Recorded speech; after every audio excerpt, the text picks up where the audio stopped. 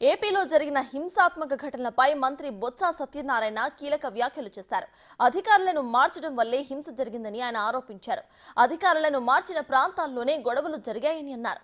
రాజకీయ కక్షతోనే కొందరు హింసను ప్రేరేపిస్తున్నారని మండిపడ్డారు బొత్స.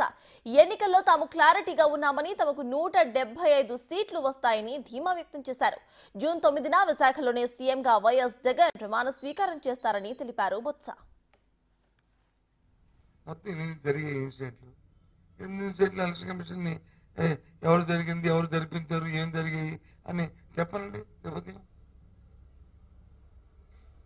ఏ ప్రాంతాల్లోనైతే పోలీస్ అధికారుల్ని, ఎస్పీ స్థాయి అధికారుల్ని బదిలీ చేశారో, ఎన్నికల నోటిఫికేషన్ వచ్చిన తర్వాత కూటమి నాయకులు Telugu Desam party, Bharatiya Janata party, celebrity party కలిసి పెట్టారు. ఆ ప్రాంతంలో జరిగే ఇన్సిడెంట్ అన్ని కూడా ఆ 4 జిల్లాల్లో ఇంకెక్కడ జరిగింది చెప్పండి. మన జిల్లాలో ఎక్కడ జరిగింది చెప్పండి. శ్రీకాకుళం జిల్లా ఎక్కడ జరిగింది చెప్పండి.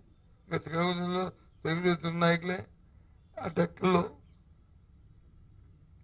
ఆ సొంత ఊర్లో వాళ్ళకున్న బలంతో, జులంతో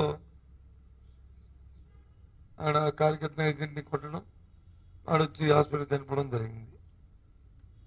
ఎక్కడేం జరిగిందా? మొత్తం ఆంధ్రాలో